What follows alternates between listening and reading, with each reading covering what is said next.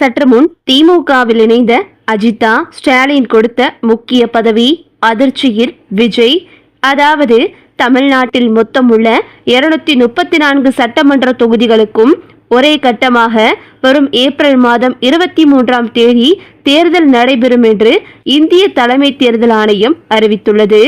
அந்த அறிவிப்பின்படி மார்ச் 30ஆம் தேதி தொடங்கும் வேட்புமனு தாக்கல் ஏப்ரல் 6ஆம் தேதியுடன் நிறைவு பெற்றுள்ளது.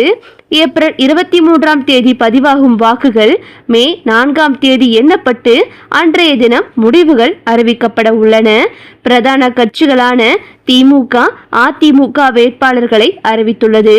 இந்த நிலையில் சென்னையில் உள்ள தனியார் ஹோட்டலில் தமிழக வெற்றிக் கழகம் கட்சியின் தலைவர் ஒரே மேடையில் 234 தொகுதி வேட்பாளர்களையும் அறிவிக்கும் நிகழ்ச்சி நடைபெற்றது. கட்சியின் கொள்கை தலைவர்கள் புகைப்படங்களுக்கு விஜய் மலர் தூவி மரியாதை செலுத்தினார். பின்னர் 234 தொகுதிகளுக்கும் தமிழக வெற்றிக் கழகம் கட்சியின் தலைவர் விஜய் வேட்பாளர்களை அறிவித்தார். இந்த நிலையில் KV குப்பம் தொகுதியை தங்களுக்கு ஒதுக்காமல் புதிதாக கட்சியில் வந்தவருக்கு சீட் கொடுத்துள்ளார்கள் என தாவேகாவினர் போராட்டத்தில் ஈடுபட்டனர். இதனால் அங்கு சற்று பரபரப்பு ஏற்பட்டது. போராட்டத்தில் ஈடுபட்ட தாவேகாவினர் பின்னர் செய்தியாளரை சந்தித்து பேசுகையில், நாங்கள் தொகுதியில் என்னென்ன வேலைகள் செய்தோமோ அதற்கான எல்லா ஆதாரமும் எங்களிடம் இருக்கிறது. எங்களை நேர்காணல் செய்யவில்லை. நேற்று இரவு வரை போராடி பார்த்தோம். எங்களுக்கு சீட் கிடைக்கும் என்று நம்பிக்கையில் இருந்தோம். ஆனால் இன்னைக்கு காலையில் எங்களுக்கு அழைப்பு வரவில்லை. எங்களுக்கு சீட் இல்லை என்று சொல்லிவிட்டார்கள். KV குப்பம் தொகுதியை தங்களுக்கு ஒதுக்காமல் புதிதாக கட்சியில் வந்த தென்றல்குமார் என்பவருக்கு சீட் கொடுத்துள்ளார்கள். நாம் தமிழர் கட்சியில் இருந்து வந்த அவரை நான் தான் இந்த கட்சியில் சேர்த்தேன். அதனால் எங்கள் உரிமையை கேட்பதற்காக விஜயிடம் வந்திருக்கிறோம். எங்களுடைய உரிமையை விஜய் கேட்க வேண்டும். கேட்கும் வரை நாங்கள் இங்குதான் போராட்டம் பண்ணுவோம் என்றார்கள். இது போக தற்போது இன்னொரு சம்பவமும் அரங்கேறி உள்ளது.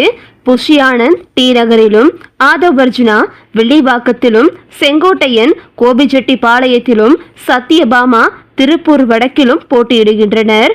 அதேபோன்று எழும்பூரில் ராஜ்மோகன், 1000 விளக்கு தொகுதியில் JCD பிரபாகரன், திருப்பரங்குன்றத்தில் CDR நிர்மல்குமார், திருத்தணியில் சத்யகுமார் போட்டியிடுகின்றனர். அதிமுக மற்றும் திமுகவில் இருந்து விலகி தாவேகாவில் இணைந்தவர்களுக்கு விஜய் வாய்ப்பளித்துள்ளார். குறிப்பாக தனது நண்பரும் நடிகருமான ஸ்ரீநாத்துக்கு சட்டசபை தேர்தலில் போட்டியிட வாய்ப்பளித்துள்ளார். தூத்துக்குடியில் அவர் போட்டியிட வாய்ப்பு வழங்கியுள்ளார். ஏற்கனவே புதிதாக வந்தவர்களுக்கு தான் பதவி வழங்கப்படுகிறது, எங்களுக்கு வழங்கப்படவில்லை என தாவேகாவினர் குற்றச்சாட்டு வைத்து வரும் நிலையில் மாவட்ட செயலாளர் பொறுப்பு வழங்கப்படாதது குறித்து விஜய் காரை வழிமறைத்த அஜிதாவுக்கு சீட் வழங்கவில்லை. தூத்துக்குடி மாவட்ட செயலாளர் பொறுப்புதான் வழங்கவில்லை.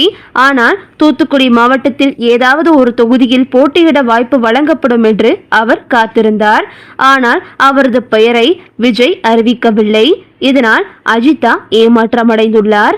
சிந்தாமணி, பல்லவி, சத்யபாமா உள்ளிட்டோருக்கு வாய்ப்பு அளித்தாலும் மொத்த எண்ணிக்கையில் பெண்களுக்கு குறைவாகவே சீட் ஒதுக்கியுள்ளார் விஜய். விஜயின் கல்லூரி கால நண்பர் நடிகர் சஞ்சீவ், ஸ்ரீநாத் எல்லோருக்கும் ஒரு கல்லூரியில் விஜயுடன் ஒன்றாக படித்தவர்கள். விஜய் தனது திரைப்பயணத்தை தொடங்கிய போதே ஸ்ரீநாத்தும் தனது திரைப்பயணத்தை தொடங்கினார். விஜய் ஹீரோவாக அறிமுகமான நாளைய தீர்ப்பு படம் கடந்த 1992ஆம் ஆண்டு வெளியானது. அதே படத்தின் விஜயின் நண்பராக தனது திரைப்பயணத்தை தொடங்கியவர்தான் ஸ்ரீநாத். தொடர்ந்து 1996ஆம் ஆண்டு வெளியான விஜயின் மாண்புமிகு மாணவன் படத்திலும் ஸ்ரீநாத் நடித்துள்ளார். தொடர்ந்து 12B, ஏய் நீ ரொம்ப அழகா இருக்க, காதல் வைரஸ், உள்ளம் கேக்குதே, உன்னாலே உன்னாலே, பீமா, தாம் தூம், மாசிலாமணி, குட்டி, உத்தரமபுத்திரன் என பல படங்களில் நடித்துள்ளார். குறிப்பாக விஜயின் வேட்டைக்காரன் படத்தில் நண்பனாக நடித்திருப்பார். மாஸ்டர் படத்திலும் சில காட்சிகளில் வந்திருப்பார். நடிகராக மட்டுமல்லாமல் இயக்குனராகவும் ஸ்ரீநாத் தடம் பதித்துள்ளார். 2009இல் வெளியான முத்திரை, 2014ஆம் ஆண்டு வெளியான சந்தானம் நடித்த வல்லவனுக்கு புல்லும் ஆகிதம் ஆகிய படங்கள் இவர்தான் இயக்கியிருந்தார். ஆரம்ப காலத்திலிருந்தே விஜயுடன் நடிப்பில் இருந்து வரும் ஸ்ரீநாத் சினிமாவிலும் ஒன்றாக பயணித்து தற்போது அரசியலிலும் ஒன்றாக தடம் பதித்துள்ளார். இந்த நிலையில் ஸ்ரீநாத்துக்கு பதவி கொடுத்தது மிகப்பெரிய பூகம்பத்தை கிளப்பியுள்ளது. இந்த நிலையில் தூத்துக்குடியில் தீவிரமாக பணியாற்றி வந்த தாவேகா பெண் நிர்வாகி அஜிதா அக்னேலுக்கு சீட் மறுக்கப்பட்டுள்ளது.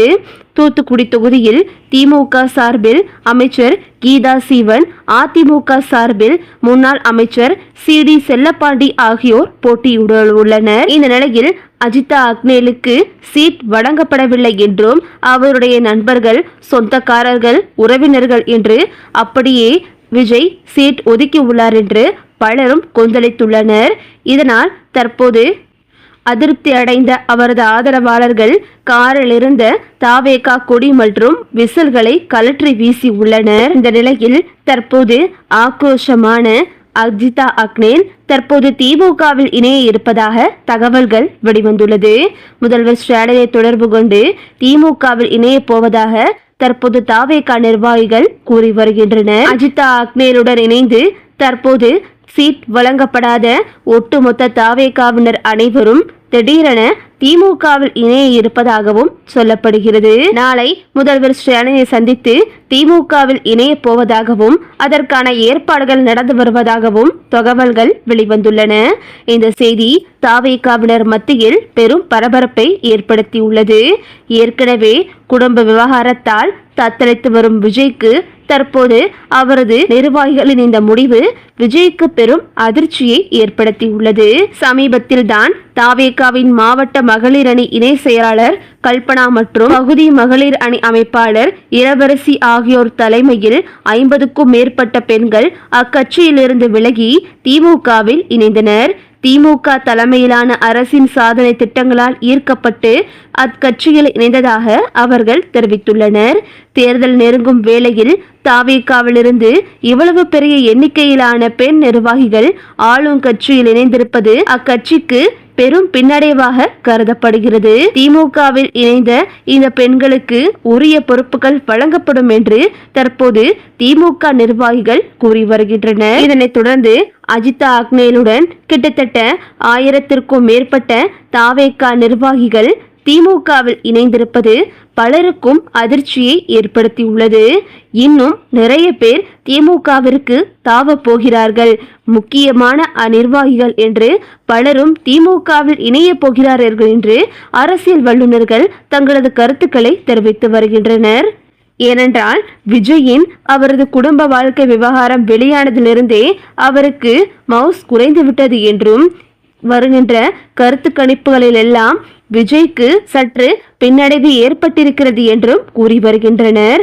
இதனால் தற்போது இப்படி ஒன்றுமில்லாத கட்சியில் இருந்து கொண்டு நாம் நேரத்தை வீணடிப்பதை விட திமுகவில் இணைந்து தங்களுக்கு ஒரு பதவியையும் மரியாதையும் ஏற்படுத்திக் கொள்வதுதான் சரி என்று தாவேகா நிர்வாகிகள் பலரும் நினைத்து இருப்பதாகவும் கூடிய விரைவில் தேர்தலுக்கு முன்பாகவே கிட்டத்தட்ட 1,00,000க்கும் மேற்பட்ட தாவேகா நிர்வாகிகள் திமுகவில் இணைய வாய்ப்பிருப்பதாகவும் சொல்லப்படுகிறது.